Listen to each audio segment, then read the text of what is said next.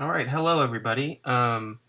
This tutorial is going to be covering how to animate a bouncing ball in Adobe Animate.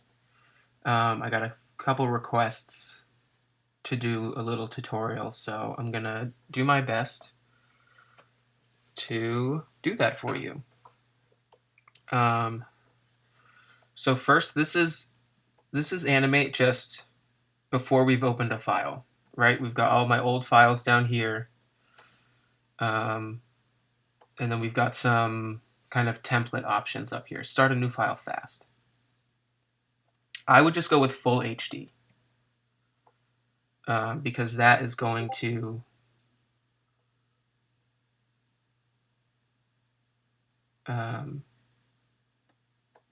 start you off at 1920 by 1080 over here.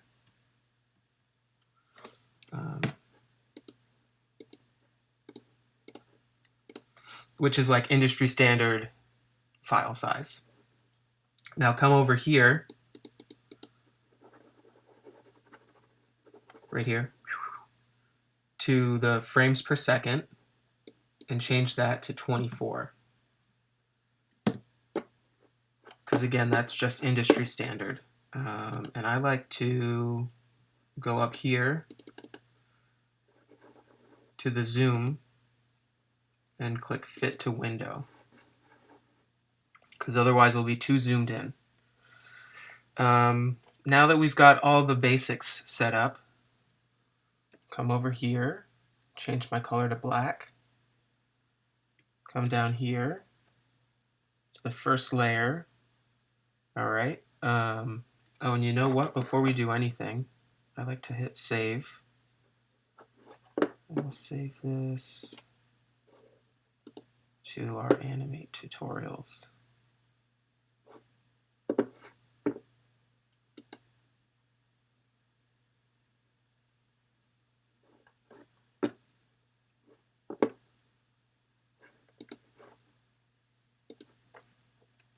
Bouncing ball tutorial number 2.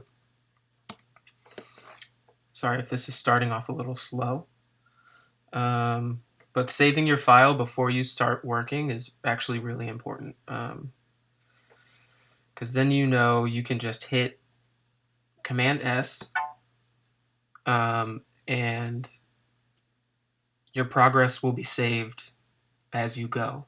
And your file will be saved to like a secure location. Once we've got all that out of the way, I'm going to come over here to the timeline. It says layer 1. All right, we're going to draw my little table. The brush size is a little too big, so I'm going to change it to, say, 5. Yeah, that's a little better. All right, I'm going to draw a little table, just like we did in class.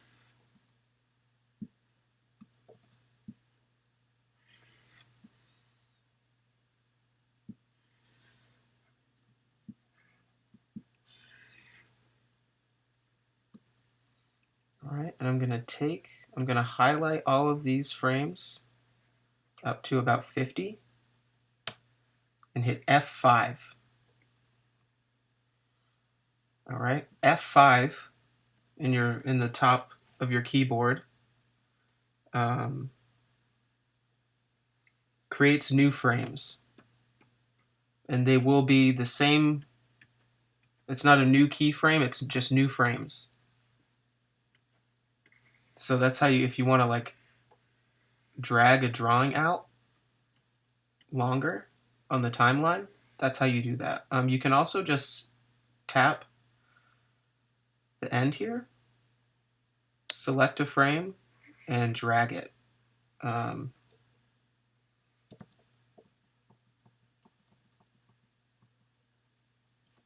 didn't do what I intended it to do, actually, so never mind that. I'm going to do that one more time. Highlight up to where you think you want to go. I've done this tutorial a few times now, and usually it ends up being about 50 frames. So hit F5 and boom, that's all filled in now. can play it through, the table's going to stay right there. All right, now I'm going to lock that one. I'm going to make a new layer, hit this button over here, new layer, and I'm going to draw our motion arcs. Now this step is sort of optional, but I think very helpful. Just because it'll help you kind of follow a correct path. So if our ball is starting up here on top of the table, it's going to go, it's going to fall down, it's going to hit the floor, it's going to bounce about half as high as it fell. You want that to be a nice arc, like a nice semicircle arch. Not like a triangle, not like a leaning arch like that. A nice, even semicircle. And then it's going to bounce again about half as high.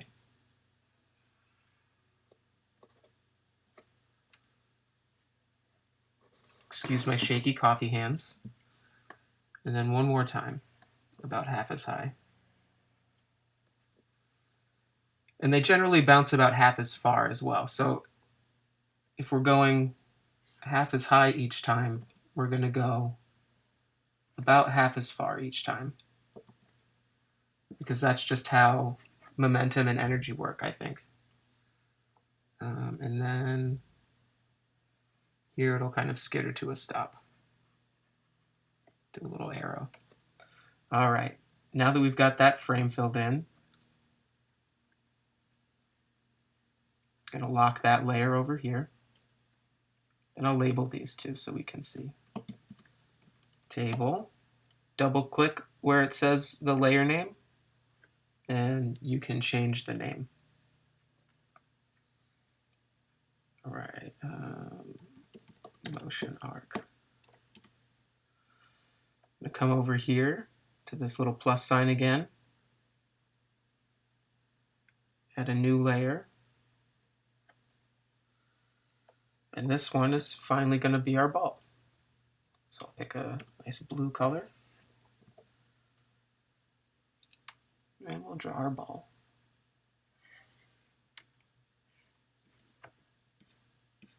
This is going to be kind of rough just because I got to get through it and don't want it to take too long. So I'm not going to spend a ton of time cleaning up the drawings. So we've got our ball. And I think I like to, right, we've got all these frames here, right? But this is basically one big keyframe. Now, if we want to add a new keyframe here, about 10 frames in, right? We're going to hit F7 on the top of our keyboard, F7. And that's going to make a new keyframe. See, our ball disappeared. So this frame is empty now.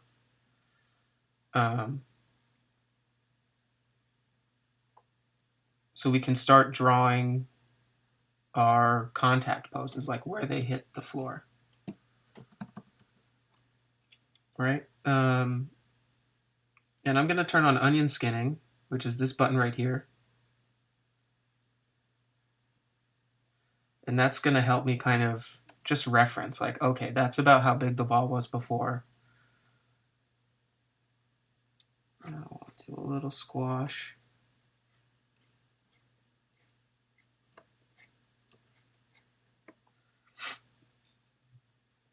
Because remember, the things that I wanted you guys to focus on with this assignment were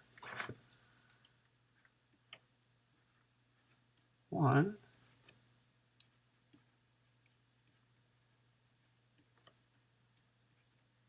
squash and stretch.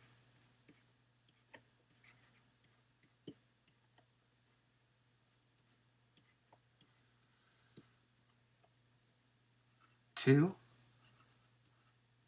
motion arcs.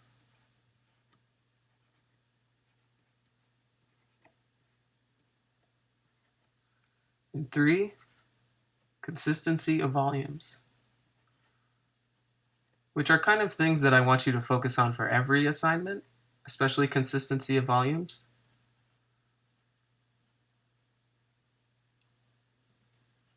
I'm spelling wrong. Consistency.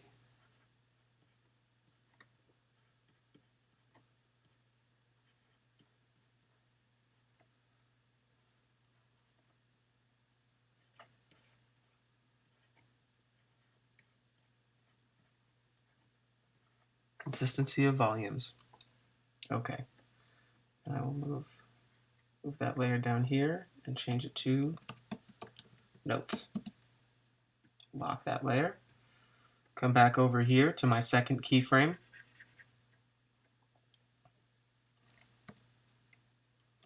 Change my color back to blue. All right, so we've got the first squash.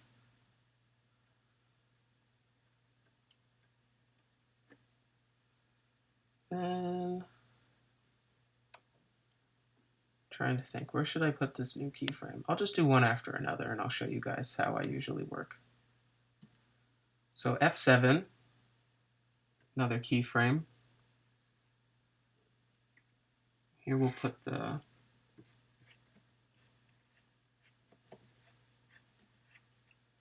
first high point of the ball. I'm just going to select that and move it over. If you have a shape drawn with the brush tool, say just like I'll make just this scribbly thing, and you hit V to bring up your cursor and you tap it, it's selected, and you can just move that whole thing around because Flash is a vector-based program. And so this whole thing is like a vector shape versus Photoshop, which is raster-based. If you guys don't know anything about vector versus raster-based art, digital art, I highly recommend looking into that because it's kind of a basic, like fundamental difference in different art styles. Vector-based things can be zoomed, can be kind of enlarged infinitely because it's based more on like math and shapes than raster-based images, which are bitmap based, and so it's more pixel based than vector and harder to enlarge because of that. But that's just a side note. I might cut that whole part out. Okay. What's next?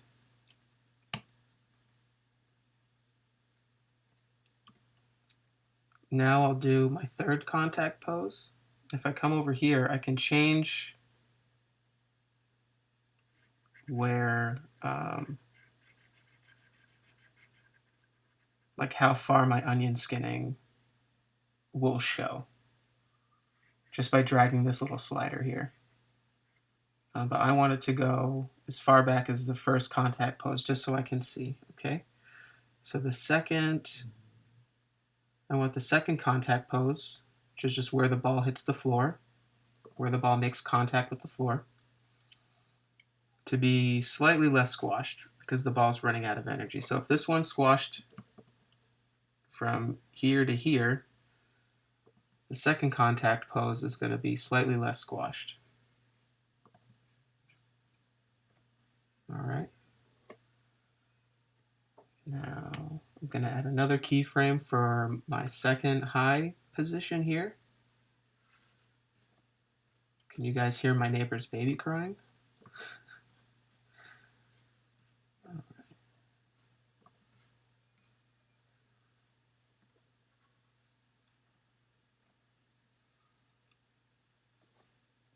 Another high point right at the top of my motion arc. F7 to add another keyframe. I'm going to do the final contact pose, which is going to be barely squashed at all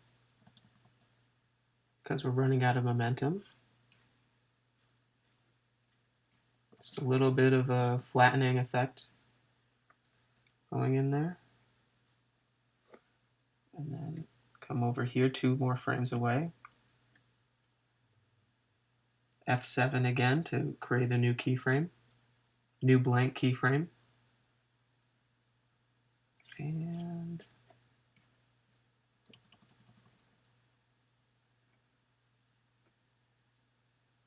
to our third high pose.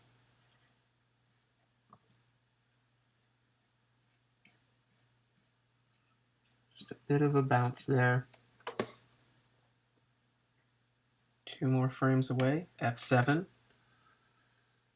And the ball can land, and there's barely any squash at all on this one. Maybe no squash at all. The ball just kind of lands.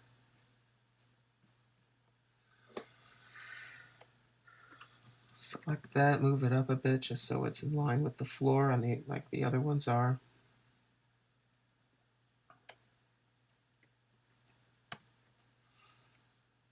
F7 to add a new keyframe.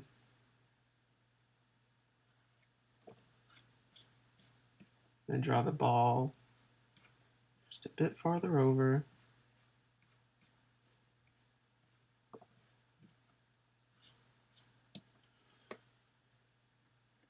F7 again for a new blank keyframe. Have the ball kind of... Now we're really starting to... These are, we're easing now. The ball's just coming to a stop, so these drawings are going to be really close together. If you look at the onion skinning, you can see the last frame was about that far away. The frame before that was about that far away. The frame before that was about that far away. So you can see we're coming to like a gradual stop here.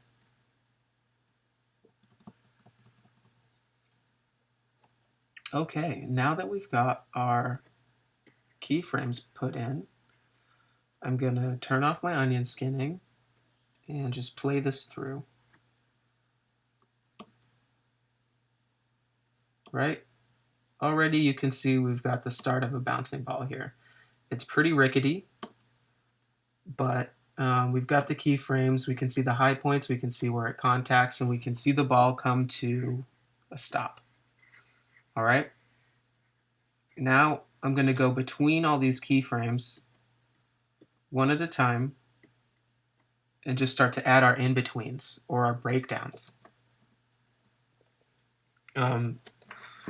Those are terms that you can use kind of interchangeably, I think, in animation. But generally, it's just you're breaking down the animation a little more. Yeah. So if this is our first keyframe here, this long one, I'm going to go at the end. I'm going to hit F7, add a new keyframe, and then F5 to make that keyframe a little longer, right? Add a frame to it. Because if you see, every black dot is the start of a keyframe along this timeline. This isn't something that I've super gone over in class just because we're all animating on different software. But this is animating on 2s. You can see every other frame, there's a dot. So no dot, dot, no dot, dot, no dot, dot. That's called animating on 2s.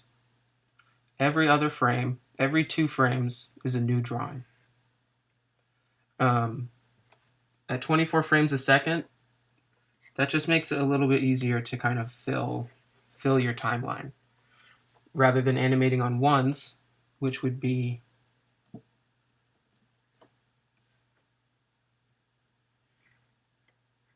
look like this. See?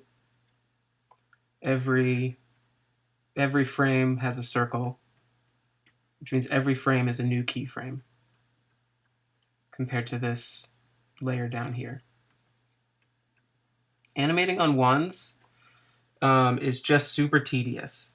It's something you can do, but Not something that I super recommend for this class unless you have experience with that kind of stuff.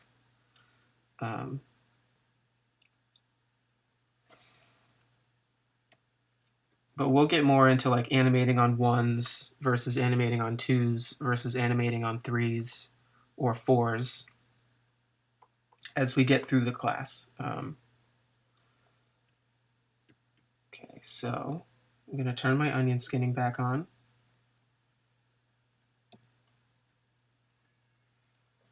And I'm going to add my first in between.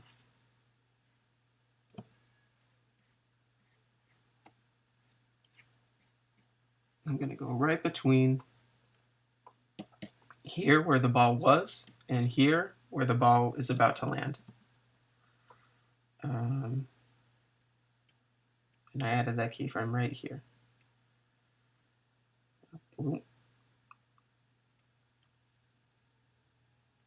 I'm going to add another keyframe after this ball over here on the timeline. Again, by clicking the timeline, making sure only one frame is selected, only one little blue frame here is selected, and hit F7 again. F5, then I'm going to go back here and hit F5 again to make sure that we're back on 2s. Okay. Another way to do this is to highlight all your frames after where you want to insert a keyframe, slide them over, then go here, insert a new keyframe, F7, and it'll save you having to like go back and make your old frame on 2s again, if that makes sense. Okay. Sorry, this tutorial is going to be a little bit of a ramble. I'm going to try to go back and edit some stuff for clarity. But yeah. Just apologizing in advance if this is a crazy ramble. Okay, so now that we've got our new frame, our new keyframe, we're going to go up here, and I'm going to add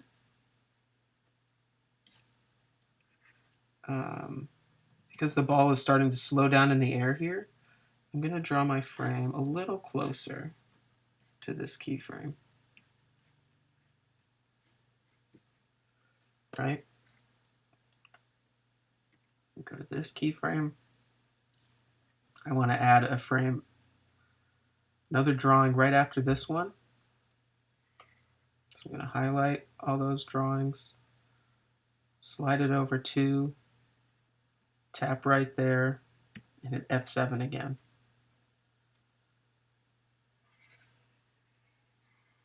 Draw a new ball. Come over here. Now I want to in between these two keyframes. So I'm going to highlight, drag, go where I want to insert my new keyframe, and hit F7 again. Come over here. Draw that ball.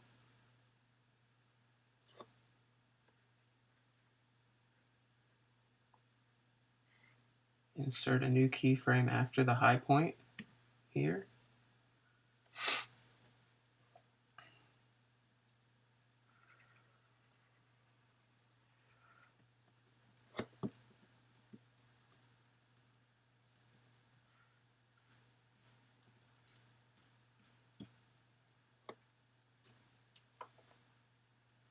Now let's see how that looks.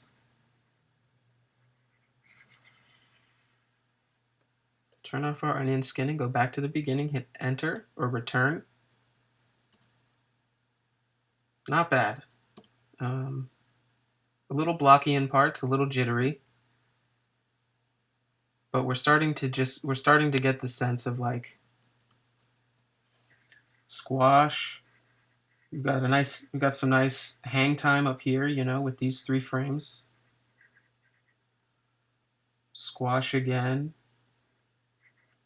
And I think as a good rule of thumb, like your ball should be in the air for at least 3 frames, at least, before coming back down to squash again. You can do more if you want it to feel more floaty, you know, like we could definitely add a keyframe between here and here. But sort of like bare minimum, I think, you want to have the ball hit the floor, come up in the air for 3 frames, and then hit the floor again. So if we started here, ball has made contact with the floor, we're up 1, 2, 3, and then back down again. At least for the first 2 bounces. Because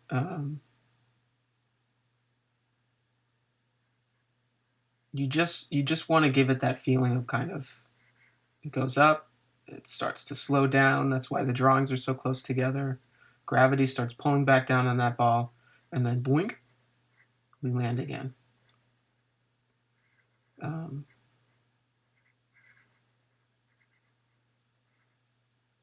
The last bounce, you can see I only have 1 frame here right now,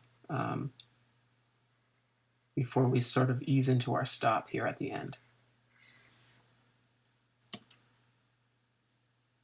And it looks a little jittery. I think I could probably add, I'll add another frame after that high point there.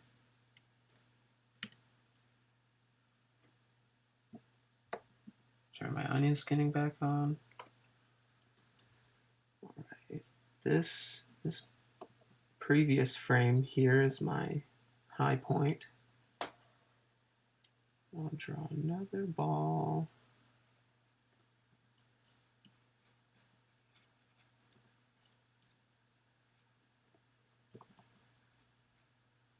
Right after there. If you hit shift, never mind.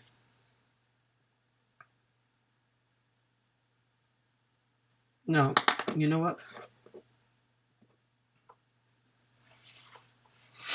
If you hit shift and then back bracket, it will bring you all the way to the front of the timeline. So you don't have to drag the playhead over there again. Okay.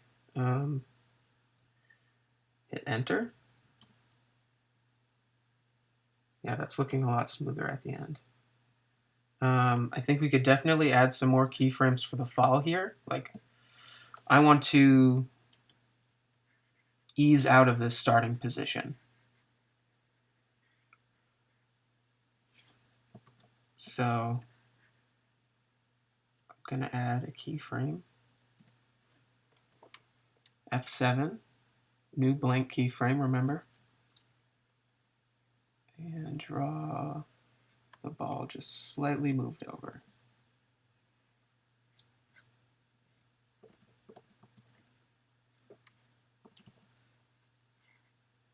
Wonky ball, but it gets the job done. And then I'm going to add another keyframe. I'm going to highlight everything after where I want to add the keyframe again. Drag that over. Come over here, hit F7 again. I'm going to do one more ball, just kind of tipping over the edge here.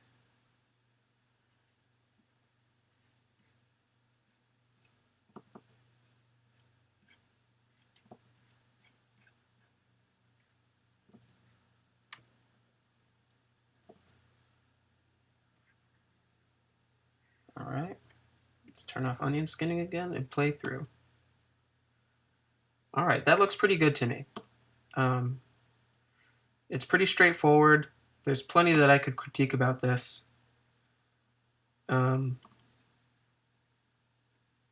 Maybe. But we've got the basics of a bouncing ball here.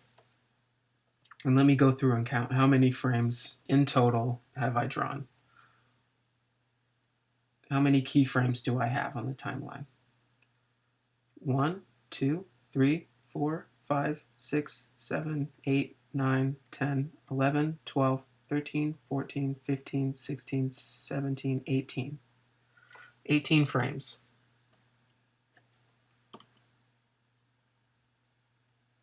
All right. And you'll notice, like, look at the top of the timeline here. That's not 18 frames total. That's 18 drawings timed out. So most of them in the middle here are on 2s, right? Every other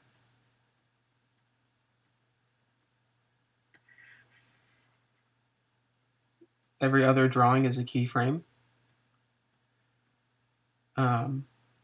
Or every other frame, every 2 frames is a new drawing. But then I've added some length to this first position and the last position, just so that we can get a little breathing room, just so that we can kind of register, okay, there's a ball on a table at the beginning here, right? That's 6 frames, so that's a 6.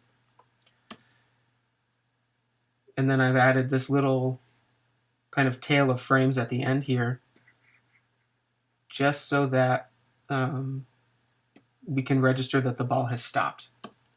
And our brain can kind of make sense of what's happened here.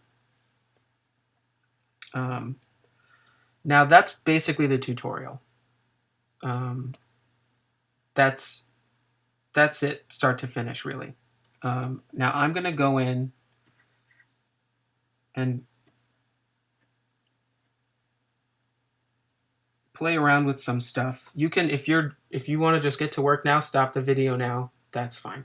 But I'm going to talk a little bit more about animating on 1s versus 2s.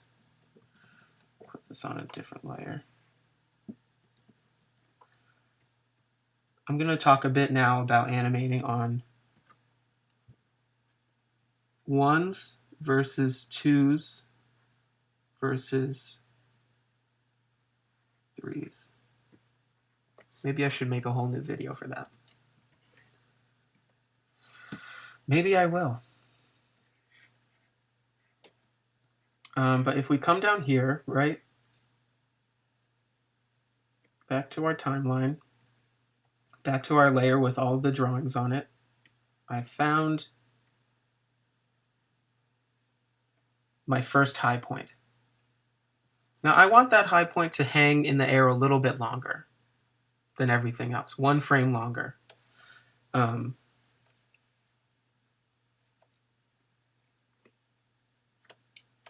How do I do that?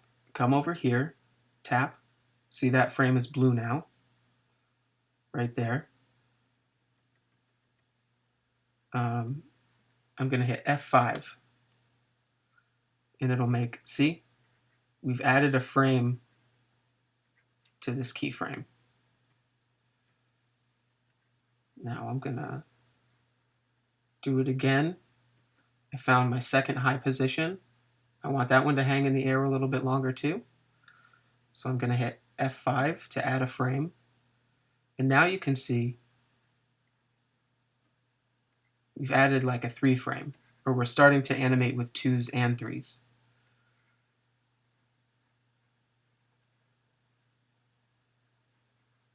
And another place where we can add 3s is if we want things to kind of slow down, right? Because that drawing is there for 3 frames versus 2 frames,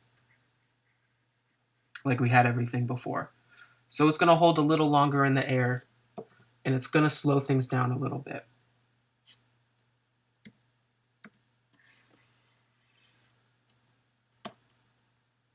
It's a subtle difference.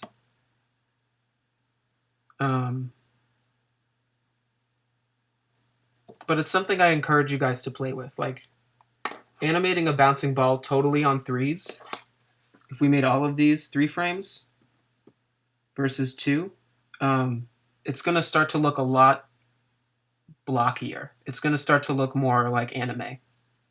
which is generally animated on 3s and 4s.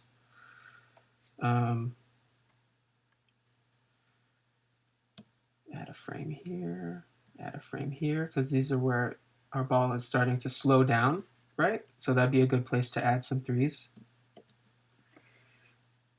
And you know what? I'll make this first easing frame a 3 as well.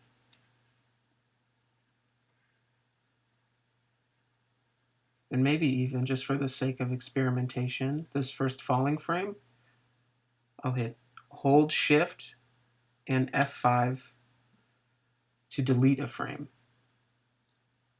And so now we have a 1 here. Let's see how that plays through now. Right? It's a lot more dynamic than it was before. I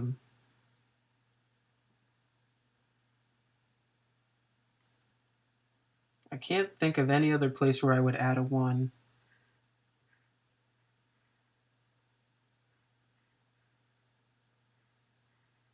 Maybe between here and here.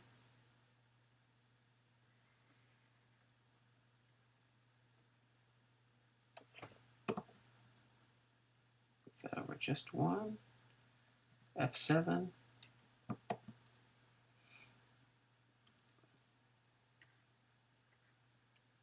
Change my onion skinning selector so that I can only see the frame before and the frame after. I'm going to add another 1 here.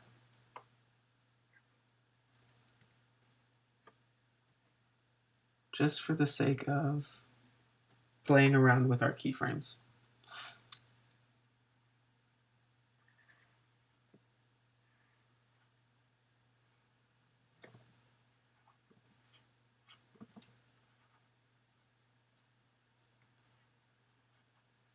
Okay, hit save. Remember, guys, really make it a habit, especially when you're working in Animate or something that doesn't auto-save like Procreate does.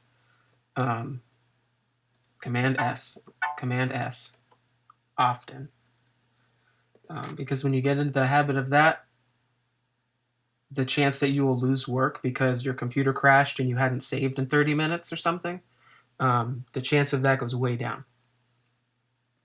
But anyway, here we go. I've added some more 1s, some 3s in here. Yeah, see? It's a little more dynamic than it was before.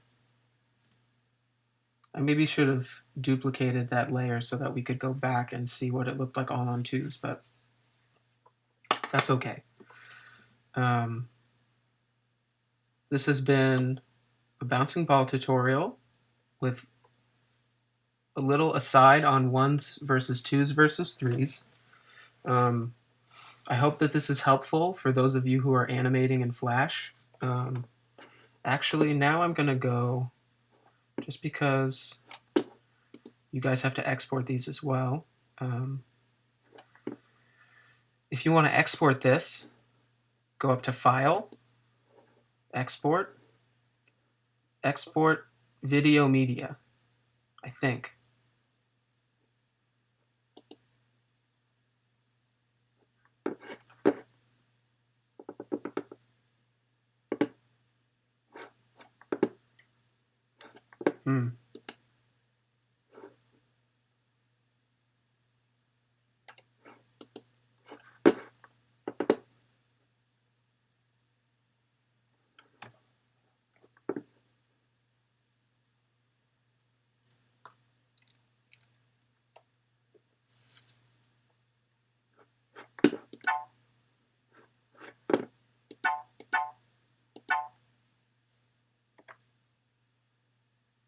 Okay.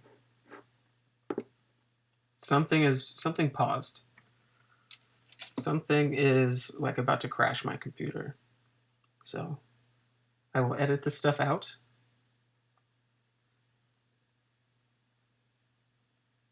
To make the video more watchable.